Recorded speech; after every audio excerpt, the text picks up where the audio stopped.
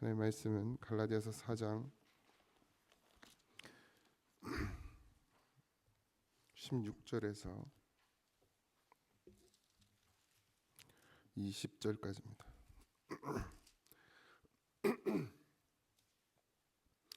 갈라디아서 4장 16절에서 20절입니다. 같이 합독합니다. 그런즉 내가 너희에게 참된 말을 함으로 원수가 되었느냐?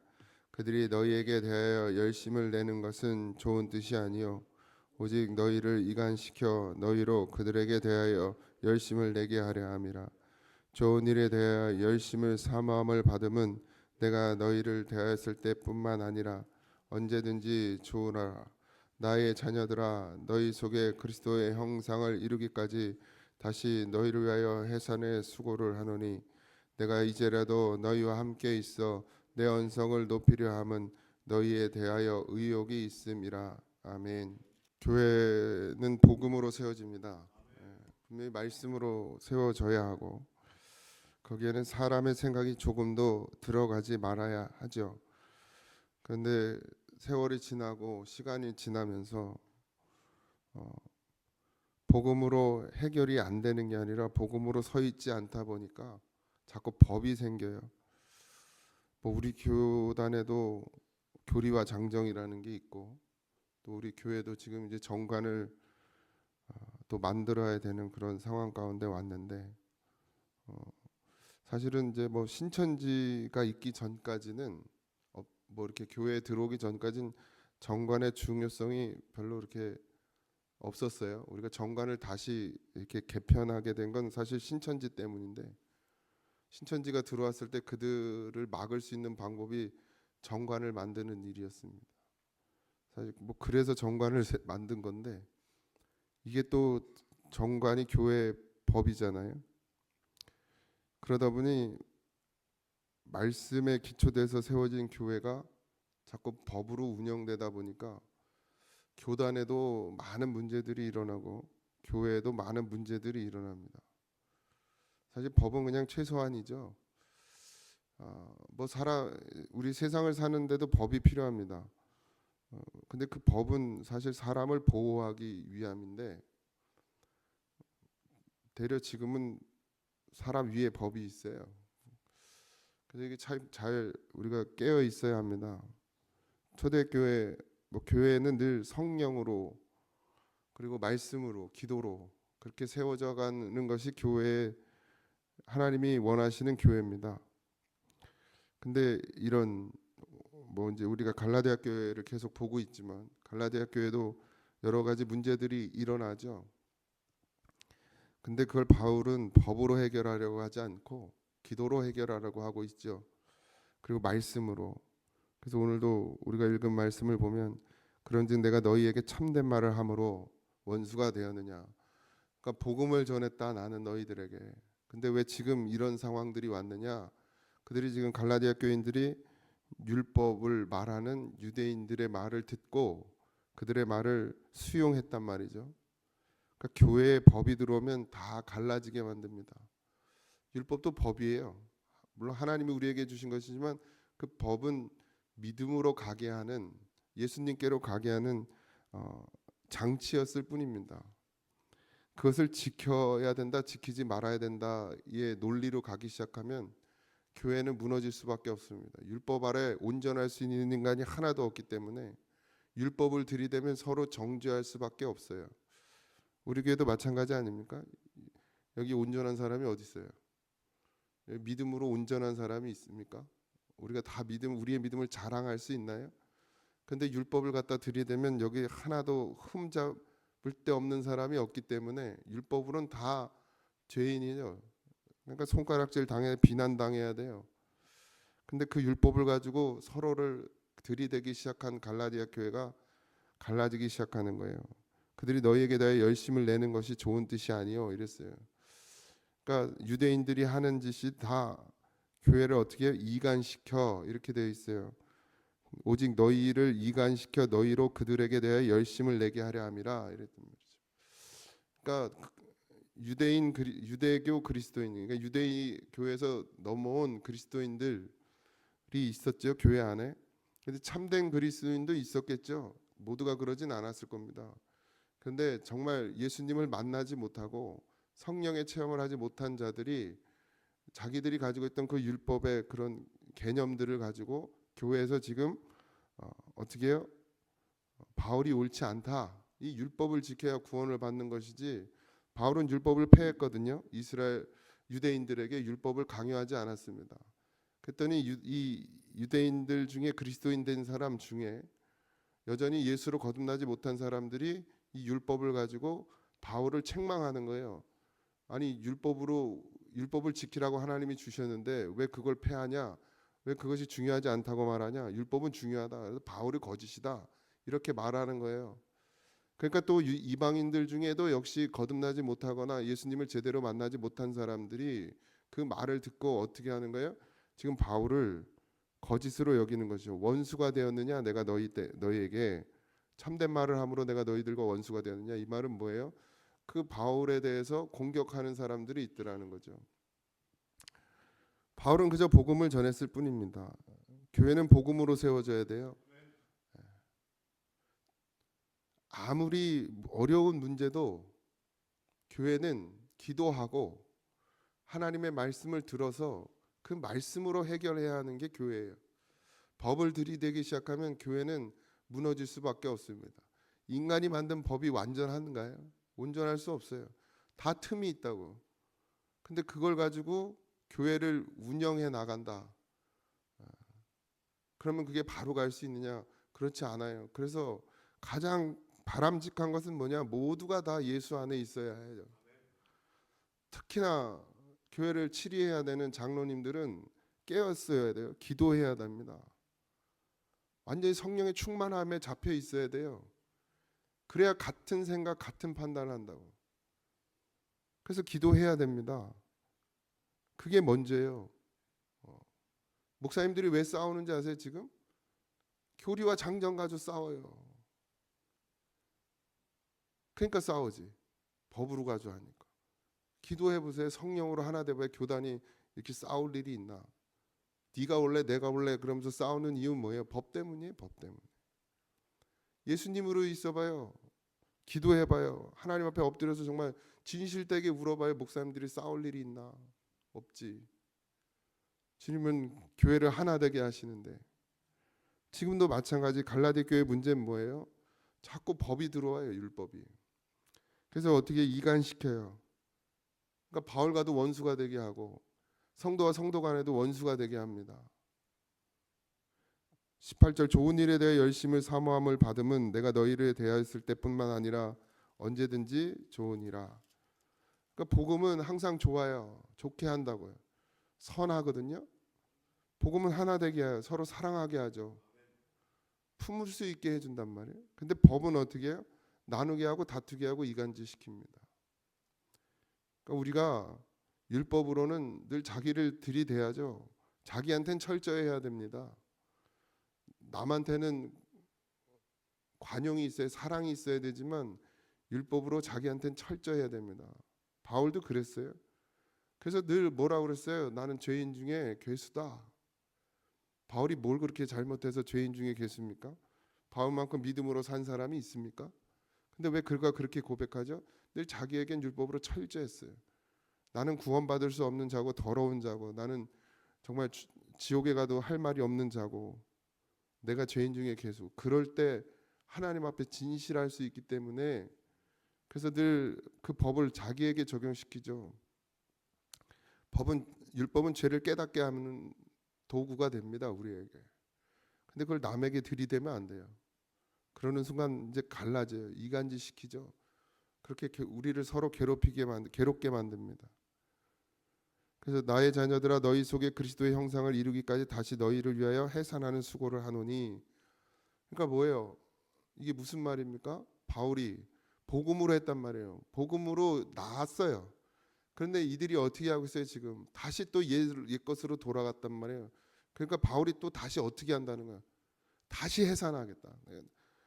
그 해산의 고통을 내가 다시 겪겠다. 이게 뭐냐? 복음으로 다시 너희들을 세우겠다.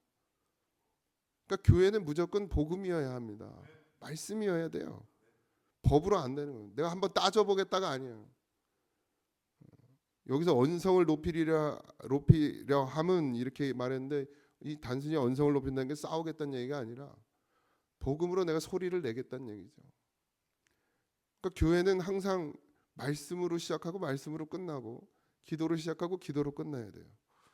모든 문제는 거기서 시작됩니다. 뭐에서 시작돼요? 우리가 하나님을 제대로 바라보지 못하기 때문에, 우리가 예수 안에 충만치 않기 때문에, 내가 성령으로 충만하지 않기 때문에 지금 교회는 문제가 생기는 거예요.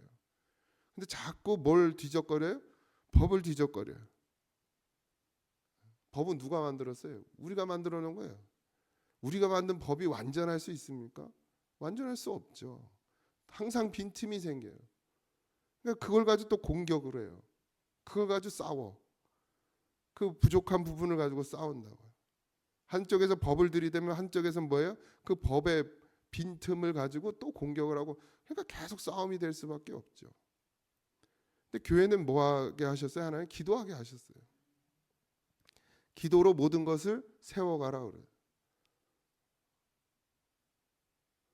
다음 주에 총회 있습니다. 교단에 총회가 있어요. 감독을 새로 뽑아요. 아주 교단이 아주 그냥 그 뭐라 그래, 홍해가 갈라지듯 쫙 갈라져가지고 얼마나 싸우는지 모릅니다. 아주 지방에 가면 아주 머리가 아파요. 머리가 아파. 내 편이 되면 우리나라 정치하고 똑같아 지금. 민주당하고 국민의힘처럼 그냥 이쪽에서 하면 이쪽에서 반대하고, 이쪽에서 하면 이쪽에서 반대하고. 좀 힘센 그룹이 감독이 되면 좀 조용해. 싸움이 안 돼.